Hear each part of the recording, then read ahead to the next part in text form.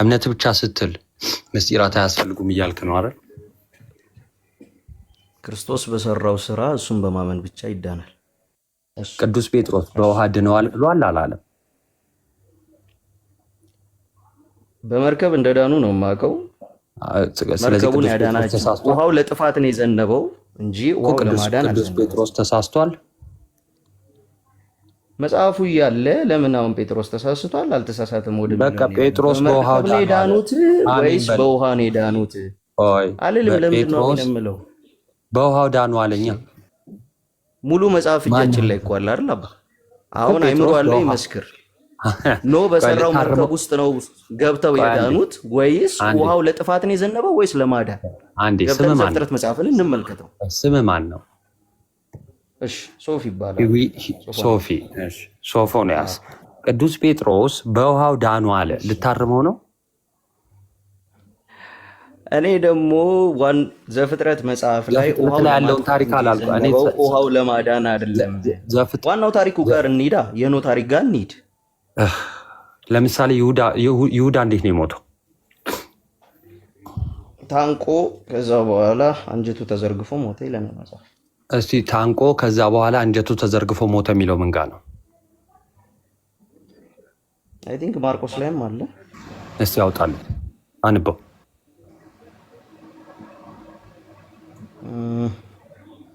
ይቅርታ አሁን እሱን ጥቅሱን አንድ በአንድ አልያዝኩትም እኮ። አንድ ላይ ነው ታንቆ አንጀቱ ተዘርግፎ ሞተ የሚለው አንድ ጽሑፍ ላይ ነው፣ አንድ ስቴትመንት ላይ ነው፣ አንድ ቨርስ ላይ ነው።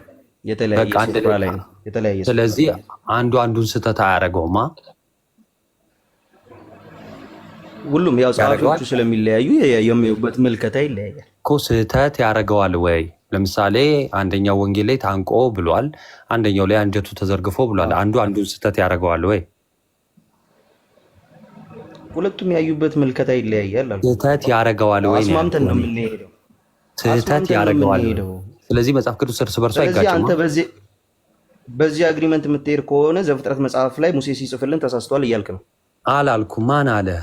ማን አለ? መጀመሪያ ራስ እያጋጨው ነው። ቆይ አሁን እኔ ዘፍጥረት ላይ እሄዳለሁ።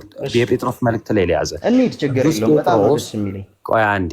አሁን ይኸውላችሁ ፕሮቴስታንቲዝም ቃሉን ለማረም ራሱ እንዴት እንደሚጥሩ እናያለን። ቅዱስ ጴጥሮስ ምን አለን? በውሃ የዳኑበት መርከብ አለ። በውሃ ድነዋል አለ። አሜን ብለህ ትቀበላለህ ነው ወይስ ቃሉን እናሻሽለው እናስተካክለው? እንግዲህ ይጋጫል እያልከኝ ነው። እኔ አላልኩም። በውሃ የዳኑበት ዘፍጥረት መጽሐፍ ጋር በቃ ቶ አስማማም የጠየኩ ጥያቄ ቅዱስ ጴጥሮስ ቃል በቃል በውሃ የዳኑበት ይላል አይልም?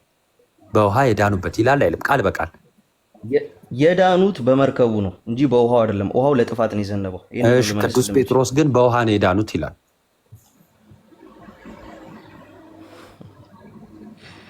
እሺ ያጋጨው ነው መጽሐፍ ቅዱስ።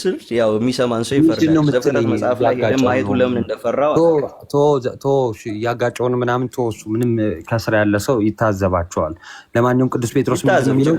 በውሃ የዳኑበት ነው የሚለው። አሜን ብለህ ብትቀበል ለሚሻለ ለምን መጽሐፍ ቅዱስ እንደተጻፈ መርከብ ነው ያዳናቸው። ውሃው ለጥፋት ነው የዘነበው። ሙሴ አልተሳሳተም። ሙሴን ስተተኛ አድርገህ ጴጥሮስን ልከኛ አድርገህ መጽሐፍ ቅዱስን እያጋጨ ነው ያለው። እኔ ሙሴም አልተሳሳተም፣ አዳምጠኝ። ሙሴም አልተሳሳተም፣ ቅዱስ ጴጥሮስም አልተሳሳተም ነው የምለው። እኔ ሁለቱን ቃል አስማማልኝ። ሁለቱን ቃል አስማማልኝ። አስማማልሃለሁ። እኔ ችግር የለውም አስማማልሃለሁ።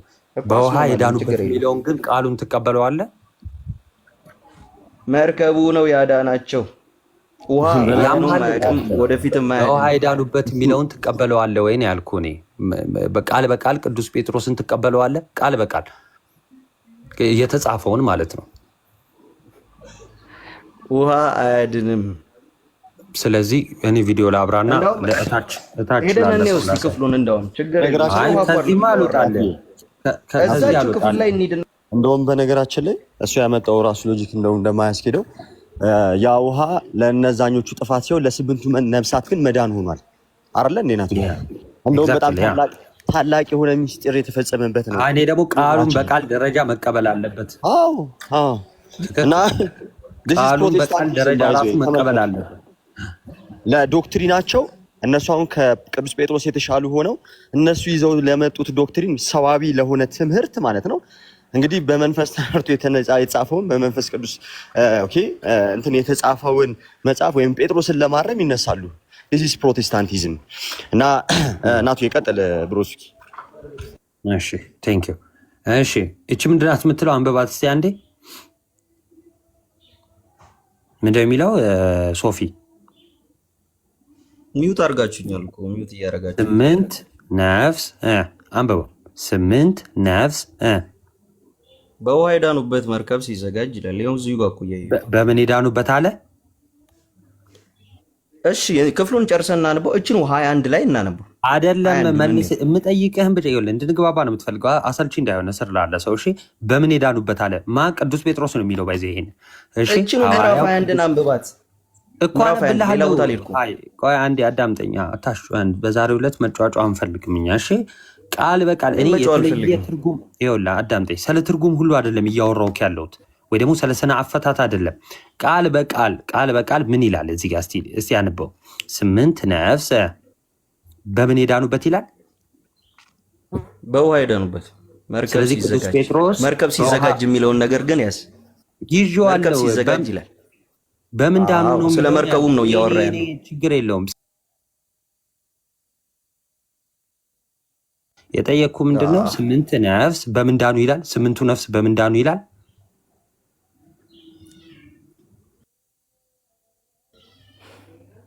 መርከብ እስቲ እኔም ቁጥር ስንት ላይ ነው እያነበብክ ያለው? ቁጥር 20 እሺ። ጥቂቶችም ማለትም 8 ነፍስ በውሃ የዳኑበት መርከብ ሲዘጋጅ። መርከብ የሚለውን ለምን እንደምትተው ነው ግራ የሚገባኝ። ውሃው ለብቻ አልተው ነው። በምን ዳኑ ነው የሚለው እዚህ ጋር? በምን ዳኑ ነው የሚለው እዚህ ጋር? እሺ በውሃ ይሁንልህ፣ ችግር የለው ይሁንልህ ማለት ይኸው ፊት ለፊት ነው። ለኔ ምናልባት ቃሉን ተቀበል አንዴ ኢያሱ አንዴ። ስለዚህ በውሃ የዳኑበት ይላል። አሜን ብለህ ተቀበል።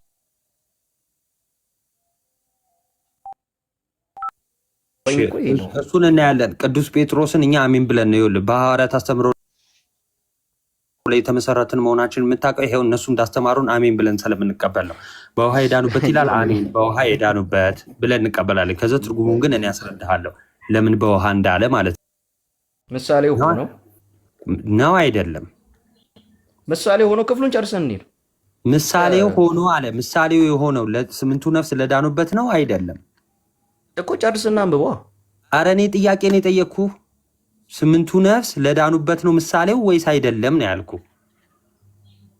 8ቱ ነፍስ ለዳኑበት ምሳሌ። እሺ ከላይ ምን ብሎ ነበር? 8ቱ ነፍስ በውሃ ድነዋል።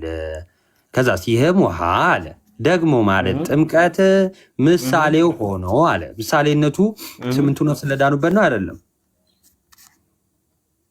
እኮ? ክፍሉን ለምን ጨርሰን አናነበውም? ለምንድን ነው አንድ ቃል ብቻ ይዘህ እንዳወራ አይፈለግም? ቨርስ ባይ ቨርስ እየፈተንኩ ለምንድን ነው የማስገባው? ጥያቄ ነው የጠየቅኩ። ምንድን ጥያቄ ስትጠየቅ የኔ ሀሳብ ገባ ማለት ነው እንዴ? ጥያቄ ነው የጠየቅኩ። ይኸው ምሳሌ ሆኖ አለ። ይህም በክርስቶስ ጥያቄ ለእግዚአብሔር የበጎ ሕሊና መልስ ነው። እሱን እኔ ገና አብራራላለሁ። ቨርስ ባይ ቨርስ ምንድን ነው እኮ? ይህም የኢየሱስ ክርስቶስ ትንሣኤ ነው። በኢየሱስ ክርስቶስ ትንሣኤ ነው እያለ እኮ እያወራን ያለው። አዎ አሜን ነው። አዎ አሜን። ስለ ክርስቶስ ትንሣኤ እንጂ እያወራ ያለው ውሃ ጥምቀት ውስጥ ገብቶ ስትወጣ የዘላለም ሕይወት ታገኛለህ፣ ኤችቲኦ የዘላለም ሕይወት ይሰጣል እያለ አይደለም ያለው። ላሳየህ ነው የጠየቅኩህን ብቻ መልስልኝ። ምሳሌነቱ ለ8ቱ ነፍስ ለዳኑበት ውሃ ነው አይደለ? ነው አይደለም? ነው አይደለም? አዎ ወይ አይ?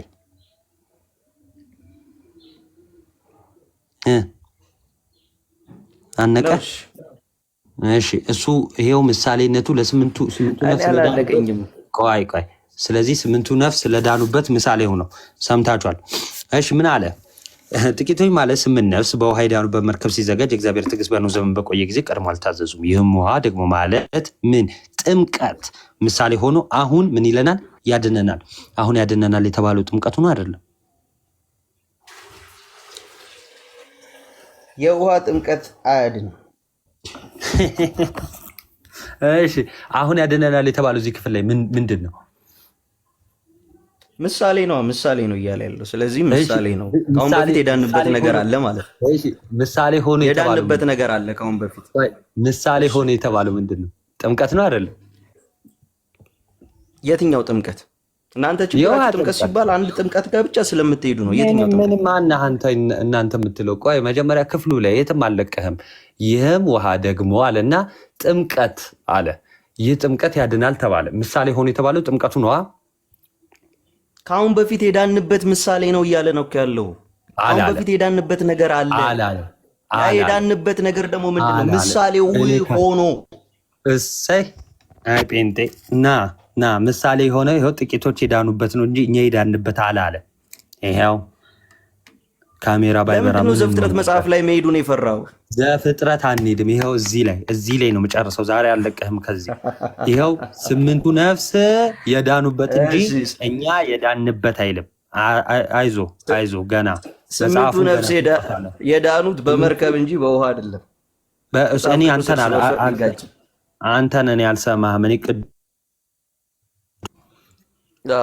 ቅዱስ ሙሴን ክደዋል። ጴጥሮስን ያንተን ሀሳብ ያንተን አግሪመንት ለማስገባት ብለህ ሙሴን ክደዋል። ችግር የለውም። መጽሐፍ ቅዱስን እያጋጫችሁ መሄድ ልማዳችሁ ስለሆነ ለዛ እንትን አንልም። ከዚህ በኋላ ማለት ነው አንድ ያልተገባ ንግግር እንትን ካልክ ታይ ነው የምፈጠፍጥህ። በስርዓት አውራ። በስርዓት እያወራንህ ነው። እሺ ቃሉ ላይ ከቻልክ ቃሉ ላይ አውራ። ይሄ እናንተ ልማዳችሁ ምናምን ስርዓትን ይዛ አውራ። እሺ እዚህ ጋር ያንተን ስድብና ያንተን ማንጓጠጥ የሚሰማ ክርስቲያን የለም። እሺ ሁሉም የተከበረ ጆሮ ነው ያለው። አሁን ቃሉ ላይ ነው ማወራ። ይህ ጥምቀት ያድናል አለ። ከምንድን ነው የሚያድነን? ይኸው ቃል በቃል ማለት ነው። ምሳሌ ነው። ይታያችኋል። አይ ምሳሌ ነው ምናምን ሳይሆን ያድናል። እኔ ጥያቄን እየሰማሁ እሺ፣ ያድናል አልኩ። ይኸው አሁን ያድነናል አለ ቅዱስ ጴጥሮስ ራሱን ጨምሮ። ምንድን ነው የሚያድነን? ምሳሌው ያድናል አይልም። ምሳሌው ይላል። ምሳሌው ሆኖ ይላል። ምሳሌው የምን ምሳሌ የሚለውን ለምን አትጠይቀኝ? አንተ የፈለግከው ብቻ ለምን ትጠይቀኛለህ? ምኑ ነው ምሳሌ ሆኖ የሚያድነው? ምኑ? አዎ አሁን አየህ፣ ምሳሌው ሲል ከአሁን በፊት የዳንበት ነገር አለ። ምሳሌው ያድናል አይልም። ማንበብ አትችልም እንደ አማርኛ ነው እንግሊዝኛ ቨርዥን። ምሳሌው ሆኖ አሁን ያድነናል። የምን ምሳሌ ብለህ ለምን አትጠይቅም? ምኑ ነው ምሳሌው ሆኖ የሚያድነን? ምኑ? መርከቡ ነው? ውሃው ነው? ጥምቀቱ ነው? የቱ ነው ምሳሌ ሆኖ የሚያድነን? እሺ ላውራ። አይ ጥያቄ ብቻ ነው ምሳሌው። እንዴ ጥያቄን ነው እኮ ልመልስ ያልኩት። ያንተን ጥያቄ ነው እየመለስኩ ያለው። ምሳሌው ሆኖ ነበር የጠየቅኩት። ከአሁን በፊት የዳንበት ነገር አለ ማለት ነው። የውሃ ጥምቀት በመንፈስ ቅዱስ የመጠመቅ ምሳሌ ነው። አየው፣ ያዳነን ህይወት የሰጠን የመንፈስ ቅዱስ ጥምቀት እንጂ የውሃ ጥምቀት አይደለም። ውሃ አድኖ ማያቅም። ኤችቱኦ ለዘላለም አያድንም። ድነት ያለው ክርስቶስ ኢየሱስ በሰራው መስቀል ላይ በሰራው ስራ ብቻ። ኧረ ስማ ሰውየው፣ ዝም ብለህ እንትን አትበል በእናትህ። የጠየኩት ጥያቄ እሱ አይደለም። የጠየኩት ጥያቄ ያንተን ክህደት ምንድነው? ክህደት ምንድነው? ምን ያህል ነው የምትክደው? አይደለም የጠየኩት ጥያቄ። እዚህ ጋር ያድናል የተባለው ምሳሌ ሆኖ ምንድነው? ጥምቀቱ ነው? መርከቡ ነው? ዘፍጥረት መጽሐፍ ላይ ስንሄድ የዳኑት ኧረ ዘፍጥረት አትበለኝ። እዚህ ጋር የጠየኩት ጥያቄ እንዴ አንደኛ ጴጥሮስ ላይ ነኝ። ሐሳቡ ከዘፍጥረት ጋር ይያዛል። ጴጥሮስ እኮ ሐሳቡን ቆጣርቆ እያወራ ያለው ከዘፍጥረት መጽሐፍ ጋር። አዳምጥ። የጠየኩት ጥያቄ ምንድነው? የጠየኩት ጥያቄ አንዴ ልድገምልህ። እዚህ ጋር ያድነናል የተባለው ምሳሌ ሆኖ ያድነናል የተባለው ጥምቀቱ ነው? መርከቡ ነው? ዘፍጥረት መጽሐፍ ላይ ስንሄድ የዳኑት ዘፍጥረት አትበለኝ። በመርከቡ እዚህ ጋር የጠየቅኩህን ጴጥሮስ ሐሳቡን አንስቶ እያወራ ያለው ከዘፍጥረት ነው። ዋናው ሐሳቡ ዋናው ታሪኩ እያለ ለምንድን ነው እዚህ ጋር ብቻ አየህ፣ ወደዛ ከሄድን ያንተ ሐሳብ ስለሚፈርስ አንተ ቤት አታወራም እንዴ? ምን ሆነ ነው? የጠየቅኩ 8ቱ ነፍስ እንዴት ዳኑ አላልኩም? የጠየቅኩ እኛን ያድነናል ያለው 8ቱን ነፍስ አላልኩም? 8ቱ ነፍስ ዘፍጥረት ላይ ነው ያለው። ፋራ ታረጋለህ እንዴ? መጽሐፍ ቅዱስ አንባቢ ጋር ነው የመጣው። የጠየቅኩ ጥያቄ እዚህ ጋር 8ቱ ነፍስ እንዴት ዳኑ ወይስ ያዳናቸው ምንድን ነው? አይደለም ጥያቄው ስለ 8ቱ ነፍስ አይደለም። እዚህ ጋር ያድነናል ያለው ይኸውልህ፣ እዚህ ጋር ይነበባል። ያድነናል የሚለው መርከቡን ነው ወይስ ጥምቀቱን ነው? እያረጋችሁኝ ነው። እኔ ነኝ የሚታረኩ። ምክንያቱም ጥያቄን እየሰማ ዘፍጥረት ትለኛለህ እንዴ? እዚህ ጋር ያድነናል የተባለው ምንድን ነው? ስለ ዘፍጥረት ትለኛለህ እንዴ? እኛን ያልኩት 8ቱን ነፍስ አላልኩም፣ እነ ኖህን አላልኩም። አሁንም ለማውራት ነፍስ አይደለም እኛን ነው እያልክ ያለው።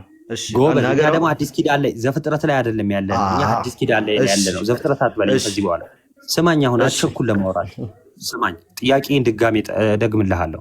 ጥያቄ ምንድነው? እዚህ ጋር አሁን ዘፍጥረት ላይ አላለም። አሁን ያድነናል የተባለው ጥምቀቱ ነው ወይስ መርከቡ ነው አልኩ። የክርስቶስ ትንሣኤ ክፍሉን አንብበው። እዚህ ጋር የክርስቶስ ትንሣኤ አሁን ያድነናል የሚለውን አሳየኝ። እዚህ ጋር ይኸው እና አንብበው፣ እዛው 21ን አንብበው፣ የትም ሳንሄድ 20 ላይ የያዛችሁ ሰዎች ልብ ብላችሁ ተከታተሉ። 20 ላይ ነኝ። ዝም ብላ እንትን አትበል። 20 ላይ ነው የጠየኩህ፣ 20 ላይ መልስልኝ። 21 ደግሞ ቨርስ ባይ ቨርስ ያድነናል የሚለው እኮ 21 ላይ ነው፣ 20 ላይ አይደለም። አይ ሶሪ። እሺ ለቃሉ ታማኝ ነው። እሺ 20 ላይ ነው እያወራን ያለ ነው። የ20 ሐሳብ አላለቀም። ሐሳቡን የሚጨርሰው ይህም የክርስቶስ ኢየሱስ ትንሣኤ ነው ብሎ ነው የሚጨርሰው። አየው፣ ይህ ምንድን ነው ስትል የክርስቶስ ትንሣኤ ነው። አንብበው ክፍሉ እስቲ፣ ቃሉ ይነበብ፣ 21 ሙሉ ይነበብ። ለቃሉ ታማኝ ሁንና 20 ጥምቀት ምሳሌው ሆኖ አሁን ያድነናል። ምሳሌው አዎ፣ ስምንቱ ነፍስ የዳኑበት ውሃ ምሳሌ ነው። አየህ፣ ከአሁን በፊት የዳንበት ነገር አለ ማለት ነው። ምሳሌ አላለም። ስምንቱ ነፍስ የተባለው አንተ ማነህ?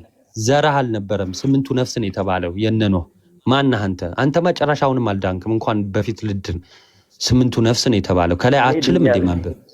ስምንቱ ነፍስ የዳነበት። ኧረ ቆይ ስማ፣ ቤት አያስወሩህም መሰለኝ። ስማ፣ መስማት ልመድ። ስምንቱ ነፍስ የዳኑበት ውሃ አለ ከላይ። ስለዚህ ስለዛ ውሃ ካወራ በኋላ ምን አለ? ይህ ውሃ ማለት ደግሞ ጥምቀት ምሳሌ ሆኖ አሁን ያድነናል አለ። አሁን አንተ ቀባጠርክ። አሁን ምን ቀባጠርክ? ክርስቶስ ትንሣኤ ነው ትላለህ፣ እንትን ትላለህ። እዚሁ ጋር ግን ምን አለ? የሰውነት እድፍ ማስወገድ አይደለም አለ። የሰውነት እድፍ ማስወገድ አይደለም የተባለው ጥምቀቱ ነው ወይስ ትንሣኤው ነው? እዛው 21 ለምን ጨርሰህ? እኔ የጠየቅኩህን ለምንድን ነው የማትመልሰው? እዛው 21 ትለኛለህ እንዴ? የሰውነት እድፍ አላለቀማ፣ አላለቀም። ቆይ እኔ ቃል በቃል እኮ ነው እየጠየቅኩ ያለሁት። ፓፓ ሶፊ፣ ቃል በቃል ነው እየጠየቅኩ ያለሁት። ምን ጠየቅኩ መሰለ? ቃል በቃል ማለት ነው። የሰውነት እድፍ ማስወገድ የተባለው ምንድን ነው? ጥምቀት ነው። ጥምቀትና የሰውነት እድፍ ማስወገድ አይደለም፣ ልመና እንጂ። ኧረ እኔ የጠየቅኩ ሌላ ነው። ክርስቶስ ማን ቀባጥር አለህ? በእናትህ ጴጥሮስ ያለውን የተናገርኩት እኔ አልቀባጥርም። በቃ ጎበዝ፣ በቃ አሁን እሱን ተወና እኔ የምጠይቅህን ጴጥሮስ ያለውንማ ብትቀበል ጥሩ ነበር። የምጠይቅህን መልስ። የሰውነት እድፍ ማስወገድ አይደለም ማለት እሺ፣ ምንድን ነው? የሰውነት እድፍ ማስወገድ አይደለም አላልኩም። ምኑን ነው ልመልስ? የሰውነት የጠየቅኩ ምንድን ነው? የሰውነት እድፍ ማስወገድ አይደለም የተባለለት ምንድን ነው? ራሱ ጥምቀት። ጎበዝ። ስለዚህ ያድናል የተባለው ጥምቀት ነው ማለት ነው። የሚያድነው የክርስቶስ ሞትና ትንሣኤ ነው። እንዲህ ያለው እኮ ሐዋርያው ቅዱስ ጴጥሮስ ምንድን ነው? ይህ ጥምቀት ያድናል፣ እንደውም የሰውነት እድፍ ማስወገድ አይደለም። የሰውነት እድፍ ልናስወግድበት ሳይሆን እንደውም አለ ለእግዚአብሔር የበጎ ሕሊና ልመና ነው አለ። ለእግዚአብሔር የበጎ ሕሊና ልመና ነው አይደለም ጥምቀት? እሺ ልመና ነው። ከዛ ወረድ ያችኑ ችግር የለውም። ቆይ እዚሁ እንዴት ኮንፌስ እንደማስደርግ። ስለዚህ ጥምቀት ለእግዚአብሔር የበጎ ሕሊና ልመና ነው አይደል? ለእግዚአብሔር የበጎ ሕሊና ልመና ነው። ምሳሌ ጥምቀት ምሳሌ አይደለም። ለእግዚአብሔር የበጎ ሕሊና ነው። በኢየሱስ ስም ለእግዚአብሔር እኔ ለቃሉ ታማኝ ነኝ። ምሳሌው ይላል። የጥምቀት ምሳሌ ምንድን ነው? እሺ አሁን ይኸውልህ፣ አይ መልስ የኔ ሐሳብ ላውራ። ምሳሌው ሐሳቤን ላውራ። የኔ ምላሽ ለራ የጥምቀት ምሳሌ ምንድን ነው? ይህ ደግሞ በጣም ደጋገም ምሳሌው ሆኖ አሁን ያድነናል አለ እኮ። ምሳሌው ከዛስ የሰውነት እድፍ ማስወገድ አይደለም። አየህ፣ የዳንበት አንድ ነገር አለ ማለት ነው። እሱም የመንፈስ ቅዱስ ጥምቀት ይባላል። ምን አይነት ሰው ፈጣጣ እንኳን ስትሆኑ ቢያንስ በአይነቱ ጎበዝ ፈጣጣ ሁኑ። እንዲህ ዝም ብሎ ጭፍን ፈጣጣ አትሁኑ። የሆነ ያላነበበ ሰው ፈጣጣ አትሁኑ። ምን አይነት ነገር ነው? ግልጽ ነው በቃ የተጻፈው አይደል እንዴ? እንዲሁ ፍጥጥ እንዴት ትላለህ? ምሳሌ አልክ። ምሳሌውን እንኳን አታውቅም። ምሳሌ የተባለው ይሄ ሲጀመር ስምንቱ ነፍስ የዳኑበት ውሃ ነው። ስምንቱ ነፍስ የዳኑበት ውሃ አሁን ያድናል ካልክ ታሳየኛለህ። እነሱ ስምንቱ ነፍስ የዳኑበት ነው። ምሳሌው ጥምቀት ነው ራሱ። ለዛ ውሃ ምሳሌው ምንድነው? ጥምቀት ነው። ጥምቀቱ ያድናል አለ። ይኸው ይሄ ጥምቀት 8 ነፍስን ለዳኑበት ውሃ ምሳሌ ሆኖ አሁን ያድነናል አለ። አሁን ያድነናል የተባለው በቃ ጥምቀቱ ነው።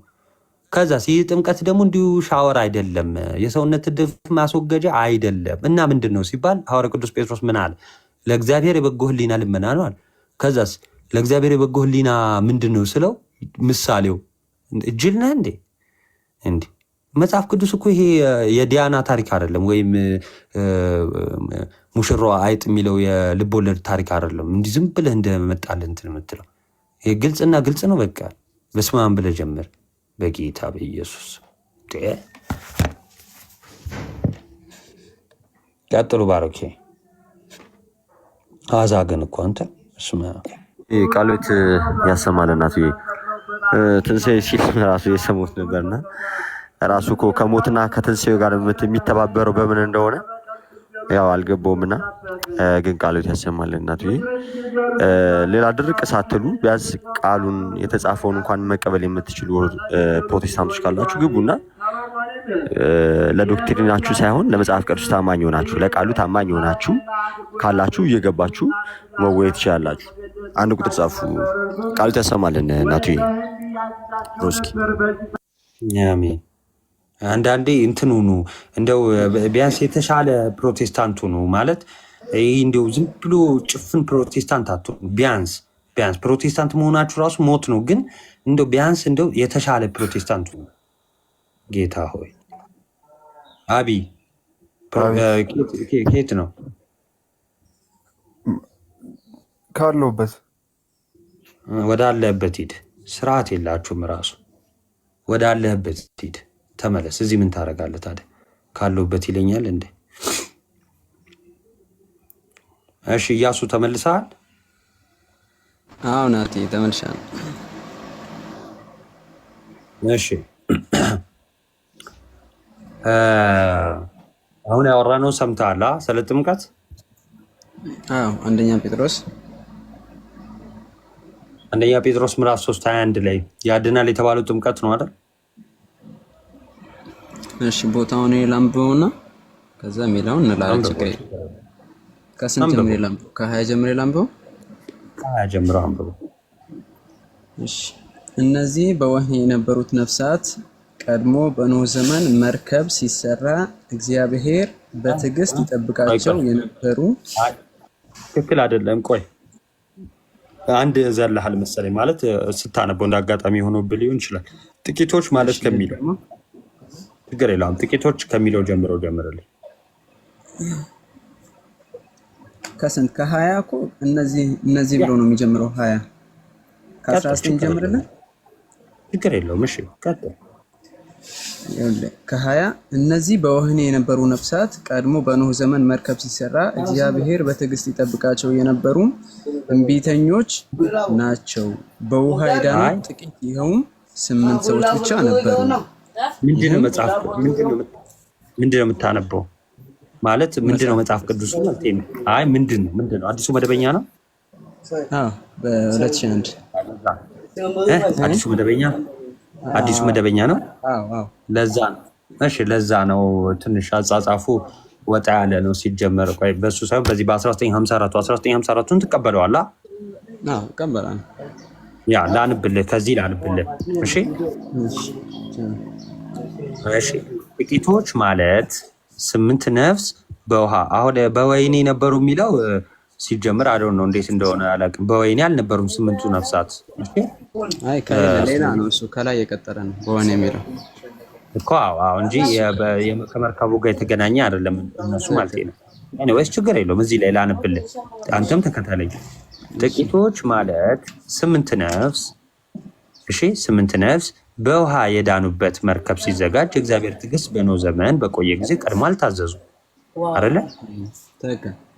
ይህም ውሃ ደግሞ ማለት ጥምቀት ምሳሌ ሆኖ አሁን ያድነናል አለ። አሁን ያድነናል የተባለው ጥምቀት ነው አይደለም?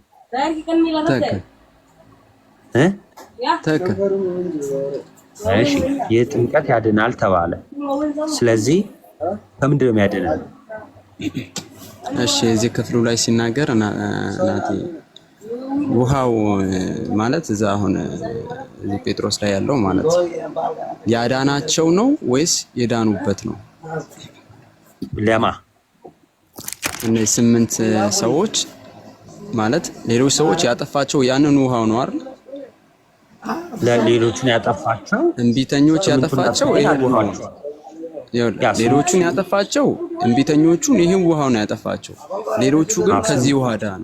አሁን ከዚህ ውሃ ግን አዳናቸው። ስምንቱን ግን አዳናቸው። አዎ እኮ አሁን ይሄን ውሃ አሁን ቦታው ስንሄድ ወይም ቦታው ብታየው ውሃው ነው ያዳናቸው ወይስ የተቀመጡበት ነገር ነው ያዳናቸው? ሁለቱም፣ መርከቡም ውሃው። ስለዚህ አሁን ውሃው ሲያንሳፋቸው መርከቡ ሲሸፍናቸው ያለ ውሃ መርከብ ልጠይቀው ነገር ያለ ውሃ መርከብ ይኖራል? አይ አይኖርም። ስለዚህ ለስምንቱ ነፍስ ውሃው ምን አደረጋቸው ማለት ነው? ከዛ ከማይጠቅም ዓለም ወደሚጠቅም ከሚጠፋው ዓለም ወደማይጠፋ ወስዷቸዋል ማለት ነው ውሃው አይደል? ከዛ ቅዱስ ጴጥሮስ ምን አለን መሰለ? አሁን ኢያሱ ልብ ብለህ ስማ። ቅዱስ ጴጥሮስ ምን አለ መሰለ? በቃ ውሃው አዳናቸው አለ። አሁን አንተ ምንድነው ማድረግ ያለብህ መሰለ? አሜን ነው ማለት ያለብህ። ለምን? ቅዱስ ጴጥሮስ የጌታ ሐዋርያ ነው፣ በመንፈስ ቅዱስ ተመርቶ ነው የጻፈው ይሄንን ጽሑፍ። እሺ ተከም እኔ አሜን እላለሁ ወንድም አለ። ግን ስለዚህ እነዛ 8 ነፍስ ጥምቀት ምሳሌ ሆኖ ያድነናል ይላል አይደል? ወረድልና ምሳሌነቱ ለምንድን ነው? ከኃጢአት አራለማ በጎሊና ማለት እንዴት ነው ናቲ? ማለት አሁን በጎሊና እኔ እንዴት ነው የምረዳው? አንተ እንደፈለክ ልትረዳው ይችላል። እኔ ግን በጎሊና ማለት እግዚአብሔርን የመፈለግ ልብ ወይም ምሳሌ መዳንን የመፈለግ ልብ፣ ከእግዚአብሔር ጋር የመሆን ልብ ሊሆን ይችላል። አሁን እኮ እዚሁ ጋር ወረድ ብለህ ስታነበው እሱ ሊሆንና መማፀኛ ነው ይልና የሚያድናችሁ በክርስቶስ በኢየሱስ ክርስቶስ ትንሣኤ አማካኝነት ነው ይላል እዚሁ ጋር ማለት ነው። ያለ ክርስቶስ ትንሣኤ ሲጀመር የሚሆን ነገር አለ ወይ ነው? ጥምቀቱ ራሱ ከትንሣኤ በኋላ የተሰጠን ትንሣኤ ስላለን ነው መነሳ። ልክ ሮሜ 6 ላይ ምን ይላል? ይኸው ሞቱን በሚመስል ሞት ከተባበርን ትንሣኤውን በሚመስል ትንሣኤ ደግሞ እንተባበራለን ይላል። ትንሣኤው አስፈላጊ ነው ለእኛ። እኔ ትንሣኤውን ምንም ዳውት ያደረገም የለም። አሁን የጠየቅኩ ለምሳሌ ዕብራውያን ላይ ሕሊናን ማንጻት አልቻሉም ሲል ምን ማለቱ ነው? በቃ እንዲህ የብሉይ ኪዳን መስዋዕት ሕሊናን ማንጻት አይችሉም ማለት ምን ማለት ነው? ምን አልከኝ? ሰልክ ዕብራውያን ላይ ሕሊናን ማንጻት አልተቻላቸውም እነዚህ የኮርማውና የፍየል መስዋዕት አለ። መስዋዕቱ ለምን ነበር የሚቀርበው? ለኃጢአት ለማስተሰሪያ እኮ። ግን ሐዋርያው ቅዱስ ጳውሎስ ምን አለ? ሕሊናን ሊያነጹ አልተቻላቸውም ማለት ምን ማለት ነው? ሕሊናን ሊያነጹ አልተቻላቸውም ማለት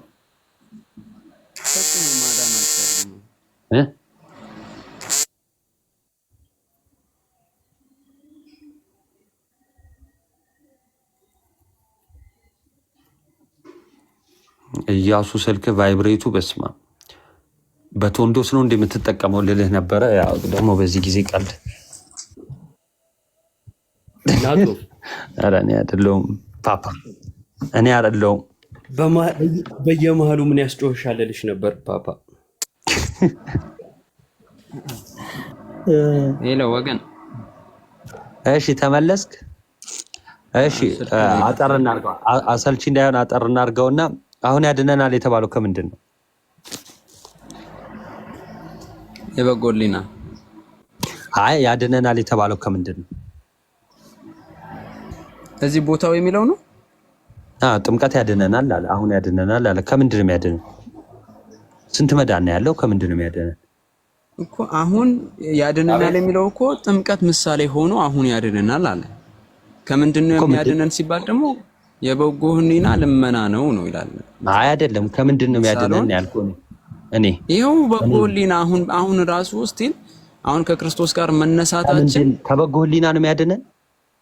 ኖ እንደዛ በጎ ሕሊና እኔ በጣም የሚገርመኝ ለምንድን ነው ጥያቄውን የማሰሙት? በጣም እኮ ነው የሚያሳዝነው እኮ። ይኸውልህ ስላልሰማን እኮ አይደለም። እሺ ጥያቄ ስለአንተ ስላልተመቸ ነው። እሺ አላልኩም። የጠየኩ ጥያቄ ምንድን ነው? ከምንድን ነው የሚያድንህ አልከኝ። በቃ ከምን እንደሚያድነኝ ንገረኝ እስኪ። ከምን እኮ ከሴጣን ጨለማ ነው? ከምንድን ነው? በጎ ህሊና ከምንድን ነው የሚያድነኝ? ከበጎ ህሊና። አዎ በጎ ህሊና ነው የሚያድነኝ። ትክክል። መጽሐፉ እንደዛ ነው። ከበጎ ህሊና የራስ አሁን ያስከው አዲሱ መደበኛ ትርጉሙን እስቲ አንብብልኝ ከስር የራስ ያስ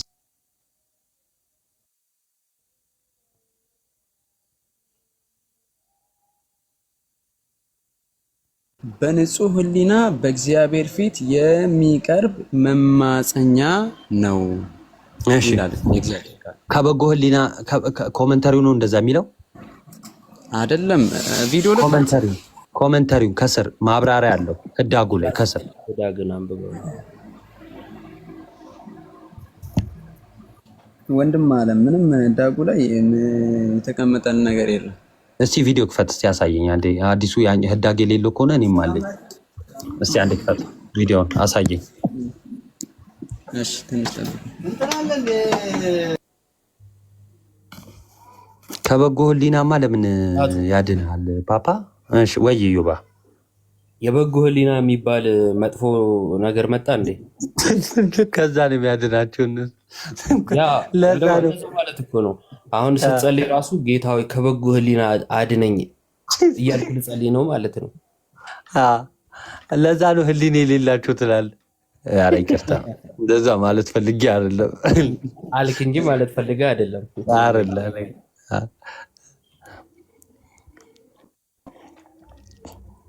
እያሱ አለ በጎ ፊት ያሳዩን እንጂ ዲያቆን ይሄ በጎ ፊት አይደለም እያየን ያለ ነው። እንደዛ አይደለም የሚታየን። እሺ ቀጥሏለሁ። በትልቁ እናርግህና የተጠየቀው ግን ሶሪ ቆይ ያ ወደ ስር ዝቅ በል። ዝቅ ወደ ስር ወደ ታች። እያሱ አይሰማም። ሚዩት ላይ ነው። ይሄኛው የለው እሱኛው እኔ ጋርም አለ። ይሄኛው እንትን የለውም ኮሜንታሪ የለውም ይሄኛው። እሺ ቆይ አንዴ ፈለገ ቤት አይደለም መሰለኝ። ፈለገ ውጭ ነው ይቻላል። ቆይ አንተ ፈልጌ አመጣዋለሁ እኔ። ቀጥሉ እስከዛ። ቆይ እንትን ይበል ያ አንዴ እንትን እሱ ቆይ አዲሱ መደበኛውን ያምጣለን። እሺ ልዝጋው አይደል እኔ? እሺ ቆይ አንዴ አንተ ዝጋው በቃ ዘ እሺ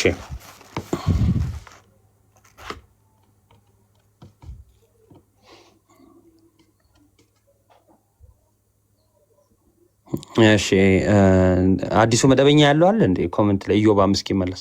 ኤኒዌይስ ከበጎ ህሊና ነው የሚያድንን የሚለው ስህተት ነው። እሺ እንደዛ ብሎ የሚያምን እንኳን እንትን የለም።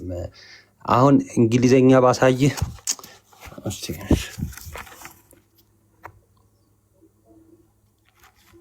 አንዴ። እሺ በቃ ትልቁ ላይ እንደሆንኩ ላሳይህ።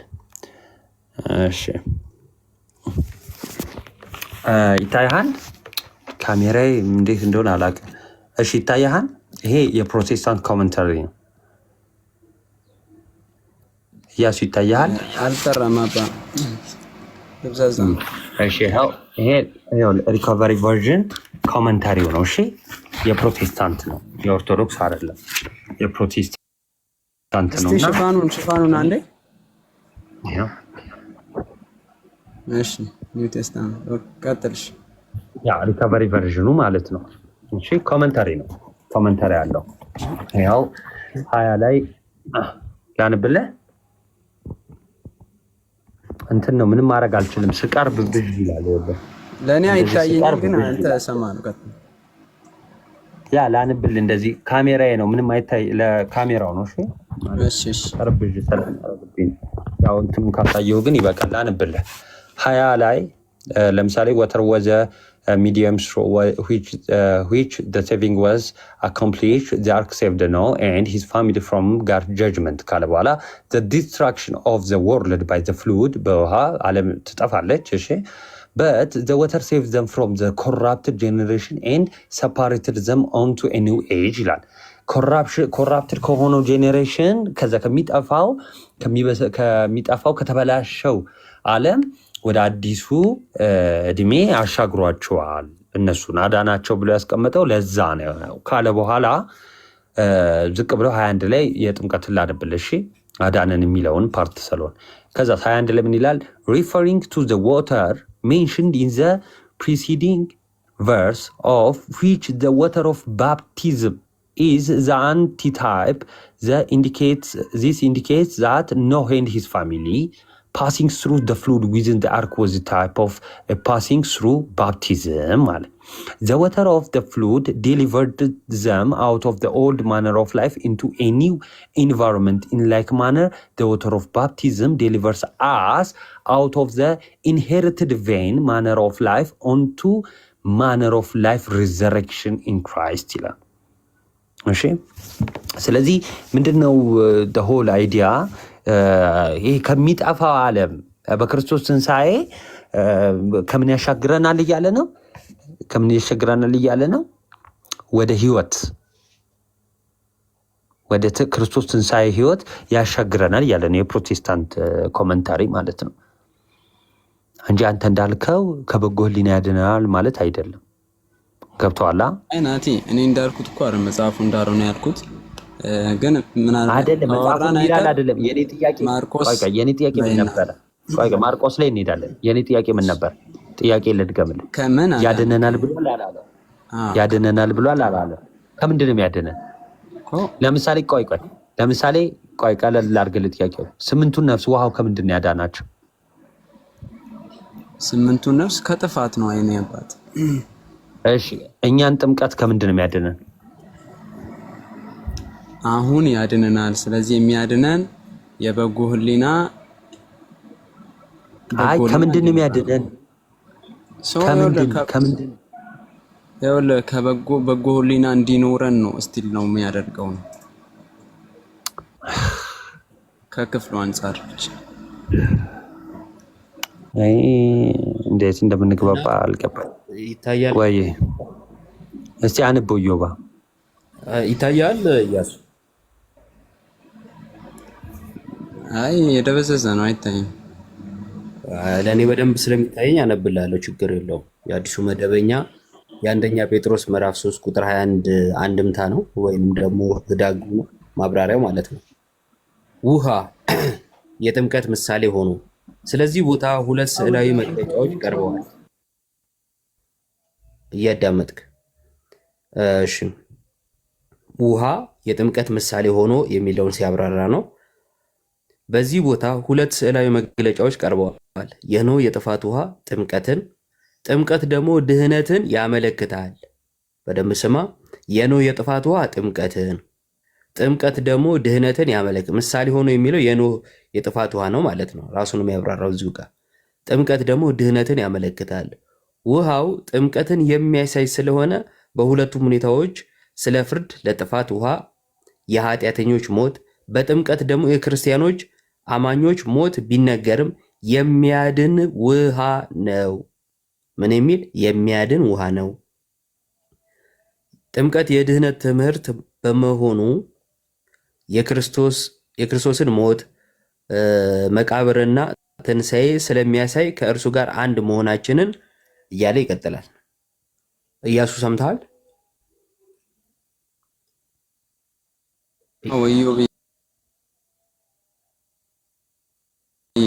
እኔ እኮ አያድንም እኮ አይደለም። ከምንድን ነው ያድነናል የሚለው ላይ የምናወራው ከናቲ ጋር። ትቀበለዋለህ? እቀበለዋለሁ እኮ ግን ጥምቀቱ ከምንድን ነው የሚያድነን ወይም ምን አይነት ድነት ነው የሚሰጠን ነው እኮ ወንድም። የኃጢአት ስርየት። አይ እኔ አልቀበልም። የኃጢአት ስርየት በጥምቀት አለ ብዬ አላምንም። እሺ ጳውሎስ ጋር ልውሰድህና ናቱ ትመለሳለሽ። አንዴ ብቻ ጳውሎስ ጋር ልውሰድህና ጳውሎስ የኃጢአት ስርየት ያገኘው መቼ ነው? ያመነ እግዚአብሔር ኢየሱስን የተቀበለ ጊዜ። እሺ አውጣ። የሐዋርያት ሥራ ምዕራፍ 22 አንዴ አውጣው።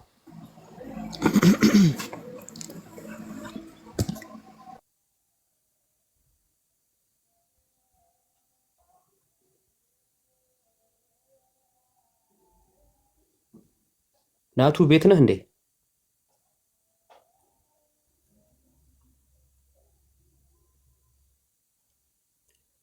ናቱ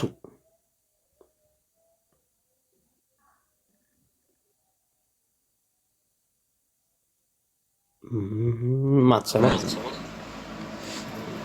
እያሱ አወጣኸው? 22 ስንት 22 ከ7 ጀምሮ አንብብልኝ።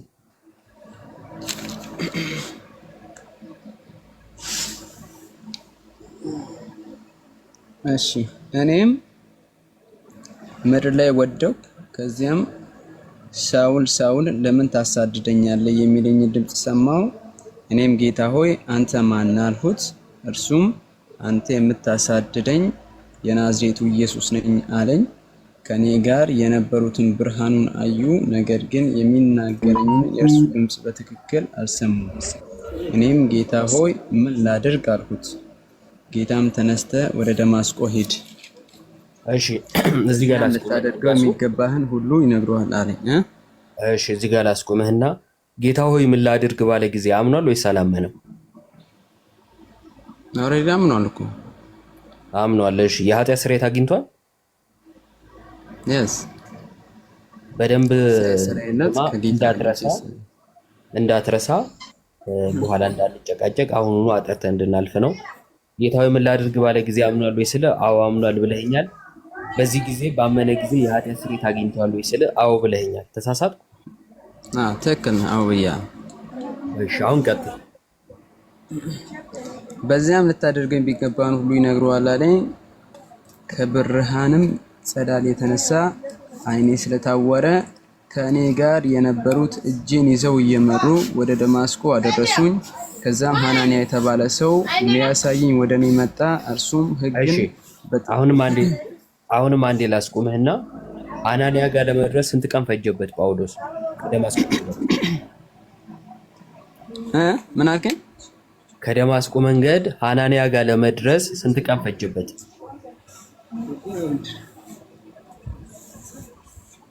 ቆይ ላንበው፣ አላስተዋልኩትም መንገዱ።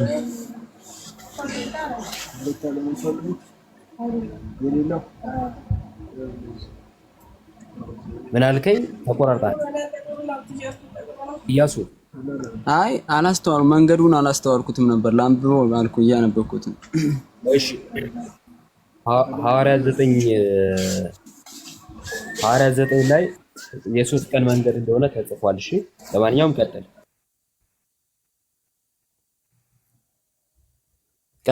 እሺ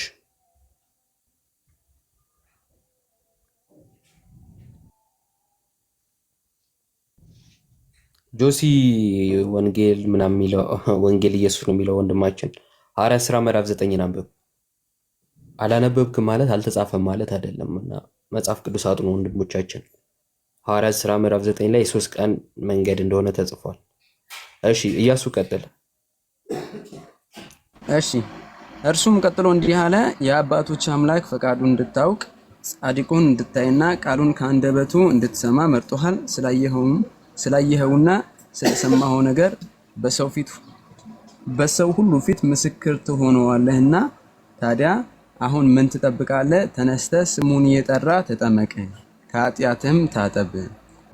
እሺ ይህን ክፍል ነው። አዎ እሺ ባመነ ጊዜ ገና በመንገድ እያለ ኃጢአት ስርየት አግኝቷል ብለኸኛል አይደል? ትክክል።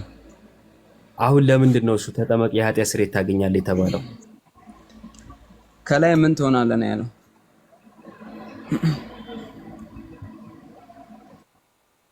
ስላየኸውና ስለሰማኸው ነገር በሰው ሁሉ ፊት ምስክር ትሆነዋለህና አይደል ያለው? አዎ። ይሄ ሰውየው ምስክርነቱን ለማረጋገጥ አሁን በነገራችን ላይ እናንተ የምታምኑበት ከዚህ በፊት ፈለገም ወይ የኃጢአት ስርየት እንዲያገኝ እንዲጠመቅ እንጂ የኃጢአት ስርየት እንዳገኘ እንዲመሰክር አይልም። ለምን መጽሐፉ ማይለው እንትላለ ባክተው? እንደዛ አላልኩም። ከላይ ያለውን ሐሳብ አግኝተን ከዛ ወርታች እንሄዳለን። ችግር የለም። አሁን ሰውየው ለምን እንደዛ አለው እናወራለን። የኔ ጥያቄ የኃጢአት ስርየት በደማስቆ መንገድ ካገኘ ከ3 ቀን በኋላ ሐናንያን ሲያገኝ ለምንድን ነው እሱ የኃጢአት ስርየት እንዲያገኝ እንዲጠመቅ የተነገረው? አግኝቶ ከሆነ ለምን እንደገና ታገኛለህ ተባለ ነው ጥያቄ። እሺ ኢዮቢ አሁን እንደዚህ አይነት መጽሐፍ ቅዱሶችን እንትን የመረዳት እንትን አሁን ማለት በጥልቀት መረዳት ካልሞከረን ችግር እንዳለው ታውቃለህ። እዚሁ ክፍል አሁን ራሱ ስሙን እየጠራህ ነው የሚለው። አሁን የኛ ጥምቀት አሁን እንደዛ አይደለም። ለምሳሌ የጥምቀት ስርዓታችንም እንደዛ ማለት መጽሐፍ ቅዱስም ኢየሱስም ያለው እንደዛ። አይ ምን ልፈልግ ነው ቀይረጋ በላ ኢዮቢ እንደዛ ጥያቄ በሌለብኝ መንገድ ላይ ነገር ላይ ጊዜ እንድትገድል አልፈልግም። ጥያቄ የለኝም እኔ በስሙ እንደሆነ ወይም ስሙን መጥራት ያልከውን ለማብራራት ነው። ቆዩ ተደረባ አታውራ እንዴ። ስሙን እየጠራ ተጠመቅ መባሉ ላይ ጥያቄ የለኝም። ያልጠየቅኩ ነገር እንድታወራ ምንም ፍላጎት የለኝም። እኔ የጠየቅኩ በደማስቆ መንገድ የኃጢአት ስርየት ካገኘ ከ3 ቀን በኋላ ድጋሚ የኃጢአት ስርየት ታገኝ ዘንድ ስሙን እየጠራ ተጠመቅ ለምን ተባለ ነው። በዚህ ጉዳይ ተባለ ብለህ መልስ። ያልተጠየቀ ነገር ለምን ትመልሳለህ ወንድማቸው?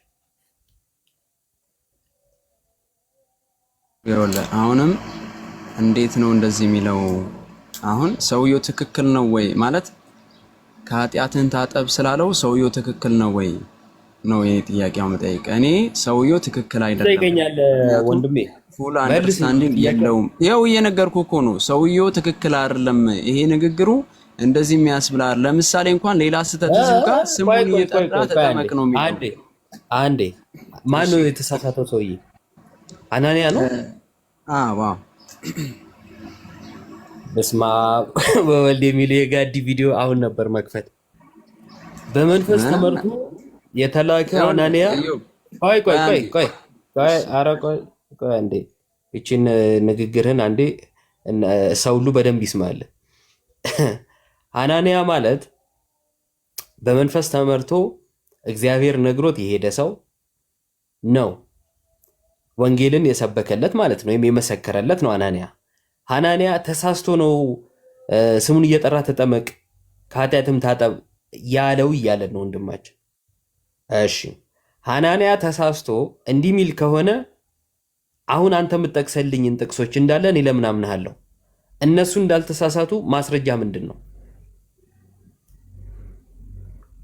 ኢያሱ አንዴ እኮ ከሰማኝ ለምሳሌ ጥምቀት አሁን እዚህ ጋር ራሱ ስሙን እየጠራ ተጠመቅ አይደለም የሚለው። ምናልባት በቅንነት የምትሰማኝ ከሆነ አዎ በቅንነት ነው የምሰማኝ። እኔ ግን ስሙን እየጠራ ላይ ጥያቄ የለኝም። ለምን ድጋሚ እኮ አንተ አልጠየቅክም እኮ አንተ አልጠየቅከኝም። ግን አሁን እሱ አንተን አልጠየቅከኝም። ትክክል ነህ፣ ግን ሌላው እንድታገናዝብ ነው እኔ የምነግርህ። ማለት ይሄ ትክክል ነው የምትለኝ ከሆነ ስሙን እየጠራ ተጠመቅ ትክክል ነው የምትለኝ ከሆነ ችግር የለብኝም በቃ። አዎ ትክክል ነው፣ ግን ትክክል ነው። የት ነው የምናልፈው? ጌታችን ኢየሱስ እንደዚህ ነው ያዘዘው እና ሐናንያን ተሳስቷል ብለህ ቆይ አንዴ ሐናንያን ተሳስቷል ብለህ ወዴት ነው የምናልፈው? እኔ ጠየቅኩኝ በቀጥታ አልመለስኩም። ኢየሱስ እንደዚህ ነው ወይ ስለ ጥምቀት ስርዓት ያዘዘን? አዎ እንደዚህ ነው ያዘዘን። አሁን ቆይ አንዴ ተረጋጋ። አላዘዘን፣ መጽሐፍ እንደዛ አላዘዘን። እሺ እሱ ጋር እንሄዳለን። በወልድ በመንፈስ ቅዱስ ስም እሺ ሂድ አንተ እዛም ሄደህ ማታውቀውን ነገር ነው አሁንም ልታወራ። እሱንም ስህተትን አሳያለሁ። አሁን ተረጋጋ። ጳውሎስ በደማስቆ መንገድ የኃጢአት ስርየት ካገኘ ለምንድን ነው እሱ በድጋሚ የኃጢአት ስርየት ታገኝ ዘንድ ስሙን እየጠራ ተጠመቅ የተባለው ብዬ ነው የጠየቅኩ። ለምን ድጋሚ የኃጢአት ስርየት ተነሳ ነው ያልኩ። በደማስቆ መንገድ ከ3 ቀን በፊት የኃጢአት ስርየት ካገኘ ሐናንያ ለምን አለው አልኩ። ሐናንያ ተሳስቷል አልከኝ። ሐናንያ ከተሳሳተ አሁን አንተ የምትጠቅሳቸውን ጥቅሶች ለምን እቀበልሃለሁ? እግዚአብሔር ልኮት በመንፈስ ተመርቶ ሐናንያ መልአክ መጥቶ የነገረው ማለት ነው። ሐናንያ ከተሳሳተ አሁን አንተ የምትጠቅስልኝን ጥቅሶች ለምን እቀበልሃለሁ? እነሱ እንዳልተሳሳቱ ምንድነው ማስረጃ ብዬ ጠይቄሃለሁ። ይሄን ማትመልስ ከሆነ ወደ ሌላ የምናልፍበት ምንም ምክንያት የለም። ይሄን መልስልኝ። እኔን እኮ ምንም እኔን አለመቀበል ትችላለህ። እኔ የማውቀውን ነው የማወራው ወንድም አለ። እሺ ሐናንያ ተሳስቷል አይደለ? ይሄን ቦታ ተሳስቷል ብዬ አምናለሁ። በምን አወቅ መሳሳት? በምን አወቅ መሳሳት? የራሴ ግምት ምንድነው እንደዚህ ያስባለኝ? አንደኛ ኢየሱስ ራሱ ያተገናኘው ሰው ራሱ ኢየሱስ ያገኘውን ሰው ሸክሙን ያሸከመውን ሰው ምስክር እንዲሆን የመረጠውን ሰው አሁን የኃጢአት ስርየት ራሱ ሳይከደንለት ኃጢአቱ ይቅር ሳይባል ማንስ በእግዚአብሔር ፊት ሊቆም ይችላል? ማንስ ከእግዚአብሔር ጋር ሊያወራ ይችላል? እንደዚህም ባል ነገር የለም። ማንም በእግዚአብሔር ፊት መቆም አይችልም ከነ ኃጢአት። ግን ጳውሎስና ኢየሱስ ግን ተገናኝተዋል በታላቅ አንተ በእግዚአብሔር ፊት ትቆማለህ? እኔ አሁን በክርስቶስ ኢየሱስ በተሰራው ስራ እኔ በእግዚአብሔር ፊት የመቆፍ ሙሉ ድፍረት አለ። እሺ ኃጢአት አለብህ የለብህም? አለብኝ። እና ኃጢአት ለምን ትቆማለህ አንተ? አለኝ፣ መካከለኛ አለኝ። እኔ ምን አለህ አላልኩም። ለምን ለጳውሎስ የለውም እንዴ ታዲያ መካከለኛ? ሳያምን መካከለኛ የለውም፣ ላመነ ነው መካከለኛ። አምኖ የኃጢአት ስርየት አገኘ ብለህ ነበር እኮ ልክ በደማስቆ መንገድ ሲያገኘው እኮ ምን ላደርግ ስላለው ነው እኮ አመነ ያልኩህ እኮ። ምን ላደርግ ያለው ሰዓት እያሱ አንዴ። በነገራችን ላይ ሐናንያ ጋር እንዲሄድ ያዘዘው ማን ነው? ኢየሱስ ራሱ። ምን ላደርግ ሲለው ወደ ሐናንያ ጋር ሂድ አለ። አዎ ኢየሱስ ወደ ሐናንያ ጋር ሲልከው ሐናንያ የስህተት ትምህርት እንደሚያስተምሩ ያውቃል አያውቅም?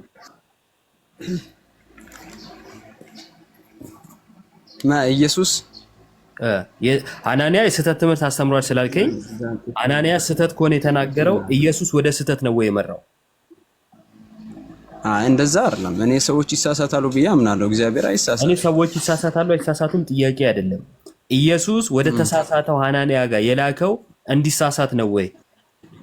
እሱን አልተጻፈም። ምንም የተጻፈ ነገር በሌላው ነገር አለ። በጣም ጥሩ። ሐናንያ ተሳስቷል የሚል የተጻፈ አግኝተህ ነው ሐናንያ ተሳስቷል ያልከው? አይ ሐናንያ አንደኛ የተሳሳስቷል የማምነው የተጻፈ ነገር አግኝተህ ነው? የለም። ታዲያ የተጻፈ ነገር በሌለበት ተሳስቷል ካልክ አሁን ስጠይቅ አይ የተጻፈ ነገር የለም ወደሚል ለምን እንደሄድ ካልገባኝም። ለማንኛውም አንዴ ካንተ ጋር እንያዘውና ጆሲ አንዴ ሚውት አድርገው እያሱ እንቀጥላለን። ጆሲ አለ አሎ፣ ሰላም ነው? እሰማለሁ። እግዚአብሔር ይመስገን። እንዴት አለ? እሰማለሁ። እንዴት ነህ? አለን እግዚአብሔር ይመስገን። ሐናንያ ተሳስቷል ብለህ ታምናለህ? አይ በሌላ ርዕስ እናውራ። ያው እኔ እንደዛ ስለማላምን ያው እሱ የተናገረበት ሐሳብ አለ ከሱ ጋር ጨርሶ ከኔ ጋር በሐሳቡ ላይ እናውራ። አንተ ቅድም በተሳስተ ነበር። አንተ ቅድም እሺ፣ ዳግም ይዩት አድርጋ እንዴ እና ተራ ሲደርስ እሺ፣ ወይ ጆሲ ተረጋጋ። ሐናንያ ተሳስቷል ብዬ አላምንም ብለኛል አይደል? እዛ ላይ ሳይሆን አንተን ላርምን የገባሁት ነገራችን ላስተምር ነው የገባሁት። ታርመኛለህ። እሺ ታስተምረኛለህ፣ ችግር የለውም። ሐናንያ ተሳስቷል ብለህ አታምንም አይደል? ከሱ ጋር ጨርሶት እንደዛ አላምንም አልኩ እኮ ነኝ። ሐናንያ ተሳስቷል ብለህ ታምናለህ ወይስ አታምንም? አስተማሪው ስለ መጽሐፍ ስትጠየቅ ደንበድ አላምንም። ስንቴ ታፍርበታለህ? ኧረ ተው አንተ ልጅ ሁሌ ምንድን ዲሲፕሊን ላይ ግን ተው፣ ቀስ በል። ኧረ ተረጋጋኛም ወጣቶች ነው። ችግር የለውም። አሁን እንደዛ አይነት ነገሮች ተናግረህ ምናምን እንዳስወጣ ምንም ችግር የለውም። እኛም በጣም በስርዓት ረጋ ብላ አውራ። ተረጋጋ።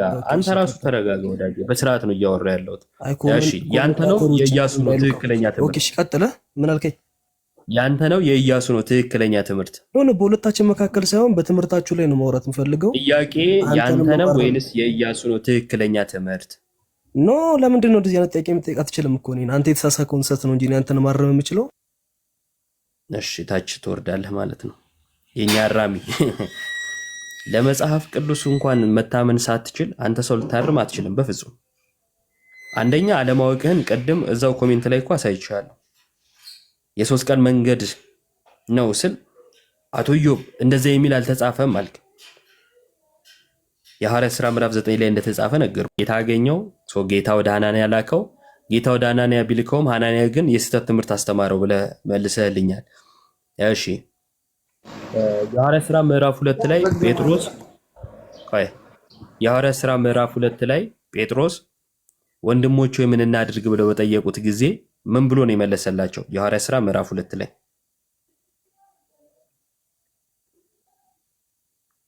ምን እናድርግ? አይ ቲንክ ቃል በቃል በጣም ማውጣት ይችላል። እሺ አውጣው አንዴ።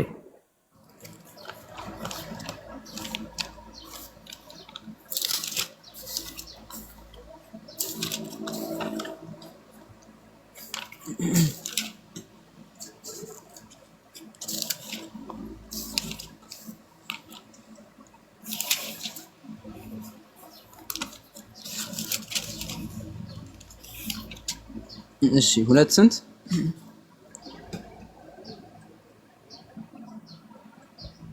ከ36 ጀምሮ።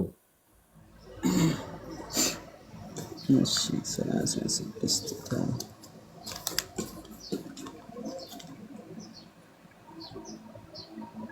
እሺ እንግዲህ እግዚአብሔር እናንተን የሰቀላችሁትን ኢየሱስን ጌታም ክርስቶስ እንዳደረገው የእስራኤል ወገን ሁሉ ይረዳ። ሕዝቡም ይህን በሰሙ ጊዜ ልባቸው እጅግ ተነካ። ጴጥሮስና ሌሎችን ሐዋርያት ወንድሞች ሆይ ታዲያ ምን እናድርግ ባሏቸው፣ ጴጥሮስም እንዲህ አላቸው፣ ንስሐ ግቡ ኃጢአታችሁም እንዲሰረይላችሁ እያንዳንዳችሁ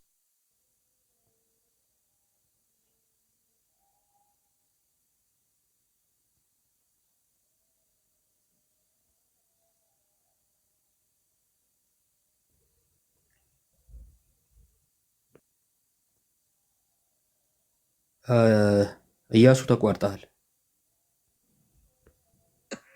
እሺ ይኸውልህ 3 ነገር 38 ንስሐ መግባት፣ መጠመቅ እና የመንፈስ ቅዱስ ስጦታ መቀበል። ቁጥር 38 ውስጥ ያለው ሐሳብ። እሺ እነዚህ ሰዎች የኃጢአት ስርየት ያገኙ ዘንድ ምን አድርጉ ነው የተባሉት? ተጠመቁ። ያመኑት ከጥምቀቱ በፊት ነው በኋላ?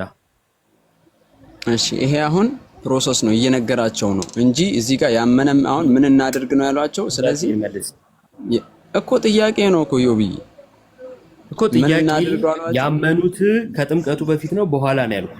መች እንዳመኑ ገና አልጀመሩም እኮ ማመን አልጀመሩም። ልባቸው ተነካ። ኢዮብ ልባቸው ተነካ። ከዛ ምን እናድርግ አሏቸው። ከዛ ንስሐ ግቡ ይቀድማል። ንስሐ መግባት ከማመን በፊት ነው። አማ እዚህ ጋር ያመነ ሰው የለም። ምን እናድርግ ነው ያሏቸው። አያምኑ ነው ንስሐ የሚገቡት። እየነገራቸው እኮ ነው። አሁን ንስሐ የገቡም አይደሉም። እዚህ ጋር ችግር የለውም። ጥያቄ ሳያምኑ ነው ንስሐ የገቡት ነው። እንደዛ የሚባል እኮ አይደለም። አሁን ቦታው ምንድነው? ሰዎቹ ምን እናድርግ አሏቸው። ልባቸው ተነክቶ እንጂ እውነት ገብቷቸው አይደለም። ኢያሱ የጠየቁ ሰዎቹ ሳያምኑ ነው ወይ ንስሐ የገቡት? ሳያምኑ ሲያምኑ አይልም መጽሐፍ። ልባቸው ተነክቶ ምን እናድርግ ነው ያሉት። ከዛ በኋላ እሱ ደግሞ ሲነግራቸው ንስሐ ግቡ፣ ተጠመቁ፣ የመንፈስ ቅዱስ ስጦታ መቀበል። ይሄ የጴጥሮስ ትምህርት ነው። እሺ ሳያምኑ ነው ምን እናድርግ ያሉት? ሳያምኑ ነው ምን እናድርግ ያሉት። ትክክል። ልባቸው ብቻ ነው የተነካው። እሺ ሳያምኑ ምን እናድርጋሉ ማለት ነው። ከዛን ሳያምኑ ጴጥሮስ ያላመኑትን ሰዎች ንስሐ ገቡ ኃጢአታችሁ ይሰረይ ዘንድ በጌታ በኢየሱስ ክርስቶስም ተጠመቁ አላቸው አይደል? ሳያምኑ ቦታው እኮ አላለም። ወንድማን ያመኑ ናቸው አላለም። በጣም ጥሩ። እሺ እምነት ይቀድማል ጥምቀት? ማመን ይቀድማል፣ እምነት ይቀድማል። የቱ ጋር እመኑ አላቸውና ነው ከዛ ተጠመቁ የሚላቸው? ንስሐ መግባት ምንድን ነው? አይ እመኑ ሳይላቸው ነው ተጠመቁ የሚላቸው። ንስሐ መግባት ምን ነው? ይሄ በሌላ አማርኛ ነው። ማመን እኮ ኦሬዲ ንስሐ እኮ ነው ወንድም አለ። እሺ ማስረጃ እስቲ። ማመን ንስሐ ነው ላልከው ማስረጃ እስቲ። ምን? ሁለቱም መመለሶች ናቸው። ማስረጃ ማመንም ቀድሞ ስታምነው የነበረው ነገር ነው እንትን ማለት ነው። ንስሐ ደግሞ መመለስ ነው ወንድም አለ። ማስረጃ ነው የጠየቁት። ማስረጃ የለኝም ከዚህ ውጭ።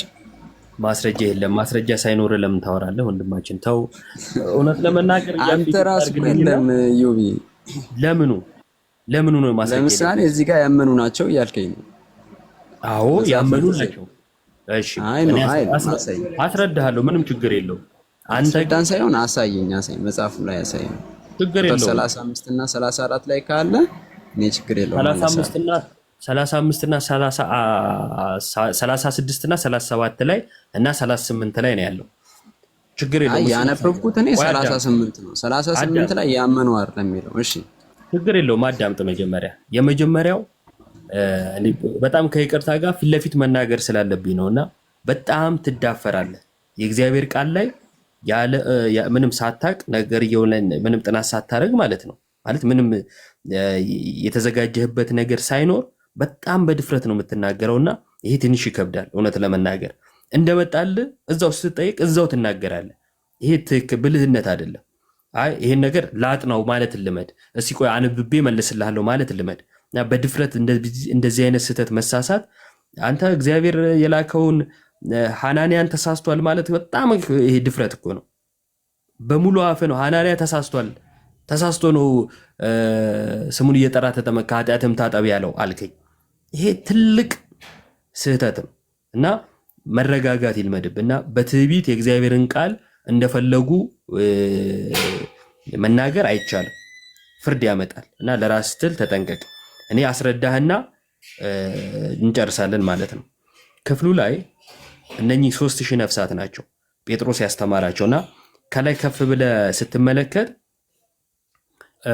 ስለ ጌታ ስለ ኢየሱስ ክርስቶስ ሲያስተምራቸው ትመለከታለህ። ከዛን ከሰሙ በኋላ ልባቸው ተነካ ይላል። ልባቸው ተነካ። ከዛ ምን እናድርግ ብለው ጠየቁ። ያላመነ ሰው እንዴትም አድርጎ ምን እናድርግ አይልም። ሐዋርያቱም ያላመነውን ሰው እመን እንጂ ተጠመቅ አይሉ። ምክንያቱም እምነት ስለሚቀድም ማለት ነው።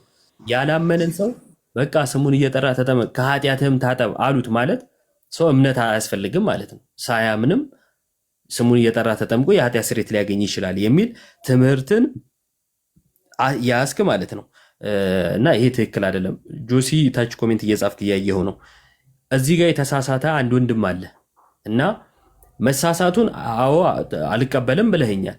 እሱን ማረም ግን አልፈለግክም። አየህ ያንተ ደግሞ አራሚ ነኝ ባይነት ለእውነት ሳይሆን ለቲፎዞነት ነው።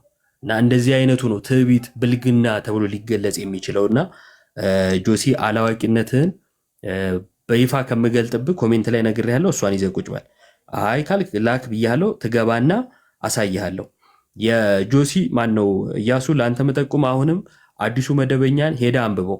ልባቸው ተነካ የሚለውን እምነት ብሎ ነው የሚፈታው፣ አምነው ማለት ነው። እሺ እንዳመኑ ነው የሚናገረውና መነካት ወይም ማመን የሚል ማስረጃ ትገኛለህ። ይኸው አዲሱ መደበኛ ህዳጉ ላይ ሄድና ልባቸው ተነካ የሚለውን አመኑ ብሎ ነው የተረጎመው እያልኩ ነው እኮ። መነካት አሁን እንዴት ማመን ሊሆን ይችላል? ወንድም አሁን መነካት አሁን አስቀድሞ የእግዚአብሔርን ቃል እየሰበካቸው ነበረ። አስቀድሞ የእግዚአብሔርን ቃል እየነገራቸው እየሰበካቸው ነበረ። ከዛ ልባቸው ተነካ። ልባቸው ተነክቶ የጠየቁት ጥያቄ ምን እናድርግ ነው፣ መታዘዝ ነው። ሶ ላመኑት ነገር የሚቀጥለው ስቴፕ ምን እናድርግ የሚል ነው። ሶ እምነት ነው። አይ አንተ እምነት አይደለም ብለህ ካልክ ደግሞ ግጭት አሳያለሁ። ያ ግጭትን ለመፍታት የምትሄድበት ርቀት ደግሞ ከመጽሐፍ ቅዱስ እያስወጣ እንደሆነ ስላየው ቶና አንተ ትርጓሜህን አዲሱ መደበኛ የፕሮቴስታንቱን ያለ እውቀት የምትናገራቸው ነገሮች ወደ ኃጢአት ከመምራት በቀር ለአንተ ምንም ያተረፍኩት ነገር ያለው ሁሉ እየመሰለኝ ስላልሆነ ቢበቃ ብዬ አስባለሁ ወንድሜ። እሺ ቴንክ ዩ። እሺ እናመሰግናለን። በደንብ ለማንበብ ሞክር። አገላለጽ በጣም ነው የሚከብደው። ሐናንያ ተሳስቷል። ጌታ ሆይ እሺ ኢያሱ ማን? ኢያሱ ላክ ኖ ኢያሱ አልኩ፣ ይቅርታ። ጆሲ ላክ፣ ገስት ላክልኝ ይቻላል። አዎ ቆይ አንዴ። ኢያሱ አለ ካለ ገስት ላክ።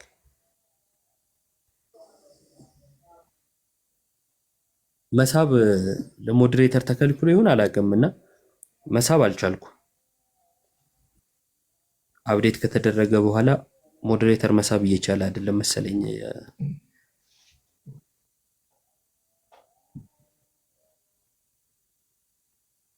እሺ ጆሲ መሳብ አልቻልኩም። ገስት ላክልኝ። ገስት ሪኩዌስት ጠይቅ። ተሙ አለ። ሲተሙ መሳብ ከቻልክ ሞክር።